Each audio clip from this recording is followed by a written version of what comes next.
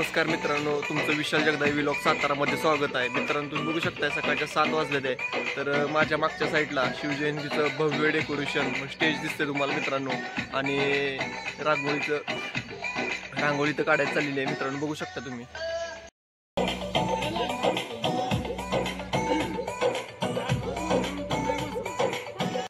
मित्रांनो, आज 19 फेब्रुवारी आहे. आपल्या गावातील मावळे शिवज्योत आणायला शिवनेरी किल्ल्यावरती गेलती. तर आत्ता शिवज्योत आपली दहिवडीमध्ये आली आहे. तर आत्ता आम्ही पुढे येऊन थांबलेलो आहे.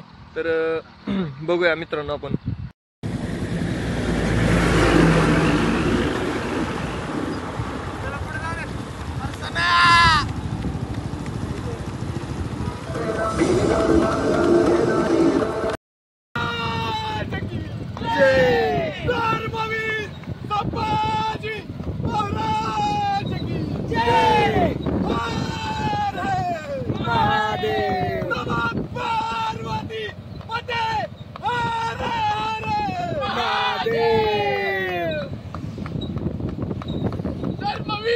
संभाजी महाराज की जय, जय भवानी, जय शिवाजी, हर हर महादेव.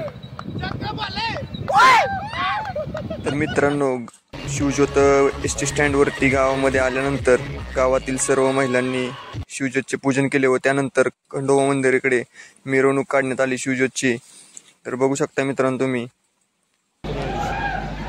तर मित्रांनो, श्री मल्हारी महासखान देवस्थान ट्रस्ट हे आपले मलवडीचे ग्रामदैवत आहेत. नंतर शिवज्योत खंडोबा मंदिराकडून ज्या ठिकाणी आपले शिवाजी महाराजांचं शिवजन्म महोत्सव साजरा करायचे त्या ठिकाणी शिवज्योत आणण्यात आली, बघू शकता मित्रांनो. तर शिवज्योत आल्यानंतर गावातील मान्यवरांनी मूर्तीचे व शिवज्योतचे पूजन केले, बघू शकता तुम्ही मित्रांनो. पूजन झाल्यानंतर राहुल जगदाळे यांनी आपला अनुभव ज्योत आणायला गेलेला तो सांगितला, कसा होता. जय शिवराय सर्वांना. आपल्या गावचा मला म्हणजे समजायला लागलं तेव्हापासूनचा इतिहास आहे की आपल्या गावातले जे मावळे आहेत, जेवढे मला माहित आहे त्या गडावरून आजपर्यंत ज्योत आलेली आहे आणि अविरत इथून पुढेही चालू आहे. यावेळी आपण शिवनेरी किल्ला निवडलेला होता ज्योत आणण्यासाठी. यावेळी आपण शिवनेरी किल्ला निवडलेला होता. शिवनेरी किल्ल्याचं अंतर आपल्या इथून जास्तीत जास्त एक 200 किलोमीटरच्या आसपासच आहे जर प्रॉपर मार्गाने गेलं तर. पण आपण प्रॉपर मार्गाने म्हणजे तसं न करता इथून आपण शिवनेरीला गेलो. शिवनेरीतून ओझरचा गणपती, लेण्यांद्री गणपती, इथून आपण शिवजन्मभूमीतून ज्योत पेटवून शंभू राजांच्या कर्मभूमीत पोहोचलो. वडू बुद्रक, वडू तुळापूर, तिथं नतमस्तक झालो आणि तिथून आपली ज्योत जेजुरी खंडोबा मार्गे फलटण मलवडीच्या वाडे बोलाय खंडोबा, जेजुरीच्या खंडोबा मार्गे फलटण मलवडीच्या खंडोबाला मार्गस्थ झाली. असं एकूण अंतर 280 म्हणता 290 किलोमीटर अंतर झालं. आणि आपले जेवढे लहानापासून जवळजवळ 6 वर्षाचा पण आपल्यासोबत मावळा होता. 6 वर्षापासून ते 40-45 वर्षापर्यंतचे मावळे आपल्यासोबत ज्योत घेण्यासाठी आलेले होते. आणि असा एकही मावळा उरलेला नाही ज्यानं ज्योत दाखवलेला नाही.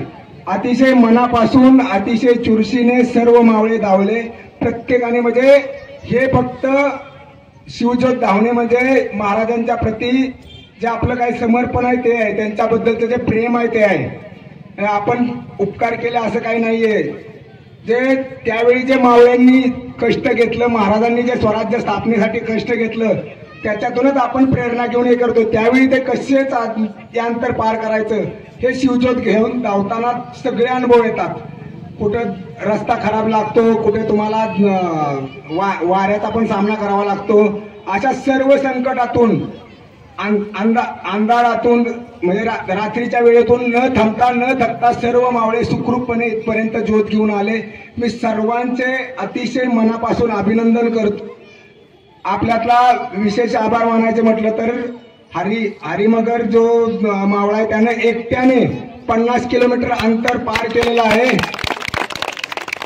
मी इथून निर्धार करून गेलेलो होतो की किमान 21 किलोमीटर तरी मला धावता येईल, पण मी माझं स्वतः सांगतो की मला जास्तीत जास्त 5 किलोमीटर पळायला भेटले. एवढे म्हणजे आपले मावळे धावायला उत्सुक होते. मला स्वतःला त्याच्यामध्ये धावण्यासाठी माझा नंबर नाही आला, एवढे मावळे धावण्यासाठी उत्सुक होते. तर सर्वांचे अभिनंदन करतो. सायंकाळी त्यांचा सन्मानही केला जाईल. आपल्या सर्वांचे मनपूर्वक आभार मानतो. जय शिवराय, जय महाराष्ट्र, जय हिंद. धन्यवाद मित्रांनो. विशाल जगदाळे व्लॉग सातारा या चॅनलला शेअर करा, लाईक करा, सबस्क्राईब करा. आणि मित्रांनो, आज संध्याकाळी खूप मोठा कार्यक्रम आहे आणि त्याच्याबरोबरच शिवपळणाही होणार आहे. तर तो व्हिडिओ आपण दुसऱ्या व्लॉगमध्ये बघूया. धन्यवाद मित्रांनो, संपूर्ण आपला व्हिडिओ बघितल्याबद्दल.